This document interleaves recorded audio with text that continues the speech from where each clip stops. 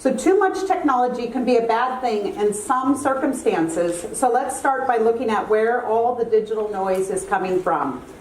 I'm very concerned about the way businesses are implementing technology tools, which is often called organizational drag. We need to think more holistically to reduce the drag and improve company culture and morale. I'll provide some tips on how to reduce the digital noise in both your personal and your professional life. First, I'd like to talk about where is all the noise coming from. And before we blame everything on our smartphone, let's take a deeper look at our digital world. How many of you use at least 2 email accounts? How many of you use at least 3 chatting or instant messaging? It could be Facebook messaging, it could be texting, it could be WhatsApp, right? So, and how many of you are using social media tools like Twitter, Facebook, Instagram, LinkedIn, Snapchat? And in the office, how many of you are using at least 1 or 2 customer relationship apps like Salesforce, Infusionsoft, or Chime? We're also often using at least 3 collaboration tools at work like Chatter, Slack, Wikipages, Confluence, SharePoint, box folders. You get the idea. Many of us are also using Perforce, Jira, eTrack, and other specific tools to get your specific job done. How many of you could no longer ask human resources to do something for you? Instead, you're required to go to the human resources application and learn how to use it to submit any human resource changes. You're no longer able to hand your expense reports to somebody or your receipts to someone and ask them to complete your expense report. You are expected to understand and use Concur and other tools. How many of you have to deal with travel expense reports, dealing with currency conversions inside of Concur? It's a nightmare. It takes a lot of my time to figure out those small nuances in these apps. So at my job, I work at Symantec. It's a large company. We have 10,000 employees in many different countries. And we constantly go through mergers and acquisitions. So what happens is when we acquire another company, they now have their set of tools that they're using, and we have our set of tools that we're using. And if you don't merge them quickly, we now have 2 silos. And when those 2 silos are trying to communicate with each other, it becomes very complex and very difficult.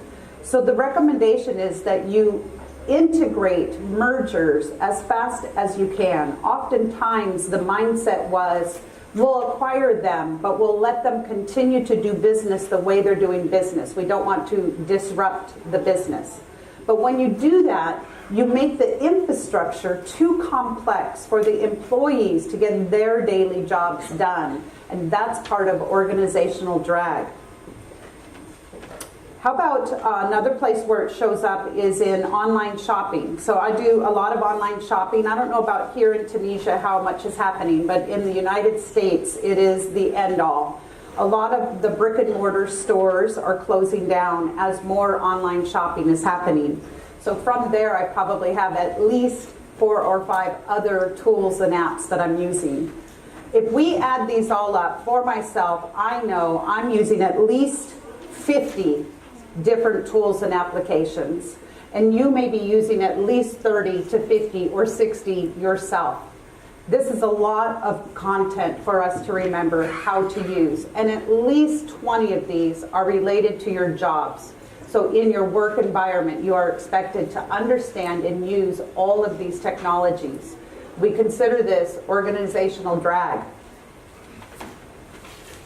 So what happens when you go to work and you start checking your email, and then you have to submit an expense report, and then you have to buy an airline ticket, and then you have to use a tool to make conference room reservations, and another tool to do sending your emails, another tool to track issues at work, another tool to talk to your boss, another tool to talk to your customer. Do you feel the stress yet?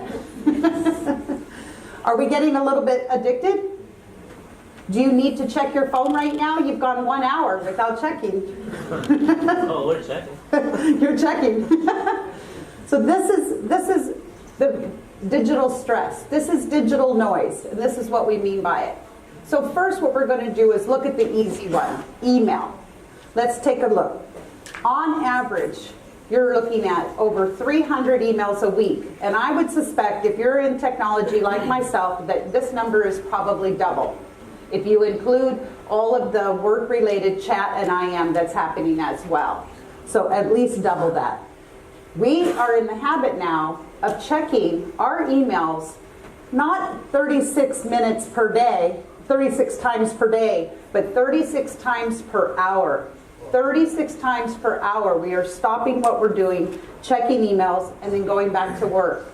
That means 16 minutes of every hour our brain is trying to refocus and bring ourselves back to what we're working on. This is a very bad habit, and oftentimes it comes from companies having the culture of you need to be in email all the time. You need to respond to emails immediately. That is a leadership culture environment that can be changed, that can be reduced the expectations of how often and how fast you respond to emails, which will actually increase productivity and decrease organizational drag. So one of the things that you can do here, if you're the boss, do not copy everyone. One of the reasons why we have a tremendously high volume of emails is because some cultures have started to implement everybody's on copy of every email. And it's interesting, every time we do a merger and an acquisition and I start working with new teammates that are from another company, we can tell right away the differences between the cultures. At Symantec, we tried very hard to keep the email volume down. And the ways you do that is only put on copy those who need to be involved in the discussion. You do not need to invite the entire team to hear this long email conversation happening.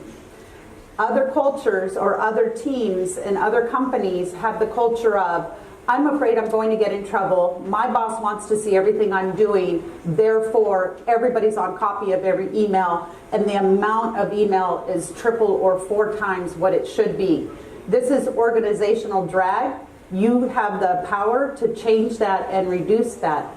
You don't need to be on copy. So if you're the boss, you can change the email policy in your environment. You can trust your employees that they are doing their job. You can ask your employees for 1 email a week that has a summary of the activities that they're working on and the status of those activities. Your employees will contact you when they need you. You do not need to be on copy, and you can actually help improve their productivity by reducing the amount of emails that everybody is copying each other on. Another good tip is to turn off email notifications. Do not have the little pop-up on your screen that's telling you every time an email is dropping in. This is very distracting, and you lose focus on what you're working on.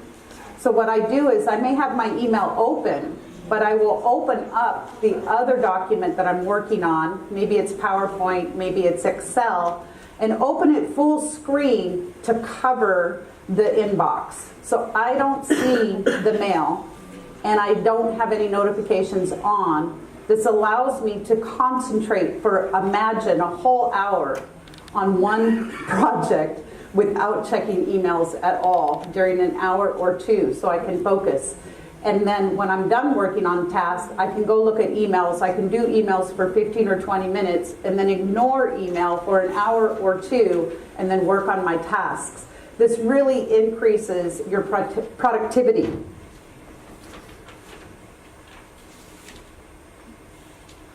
So another thing I've noticed that a lot of people are starting to use text messaging, WhatsApp, and other chatter tools to do business. Those tools were made for very quick, short questions. They were not made to type in paragraphs of information and to do business. You lose a lot of information when you have the culture of using texting tools to make business decisions. Now it's very hard to find that content when you need it. So I recommend transitioning to one collaboration tool. It could be a wiki page, it could be Slack, it could be Confluence, but you actually have your conversations on one collaboration tool and you document decisions made. One of the biggest places where we waste time is rehashing a decision we all made last week in the meeting. And then 2 weeks later, somebody who wasn't in the meeting wants to know what the decision was. And then we start this thread all over again, and we have that conversation all over. And so, or a month later, you're trying to remember what was the decision from that other meeting or on that topic. Have one collaboration tool that everyone uses. It's the team page, and you have a section that says decisions made. And when you have key decisions made, you just start dropping them in there. And you start training your teams to go to that page to get team information. Stop losing that data down inside of text messages or in long email threads. Have somebody that's usually the program manager who's responsible for tracking that data and getting it onto your team page. You will save a lot of time repeating the same conversations over and over or trying to find data that's been lost inside of your tools.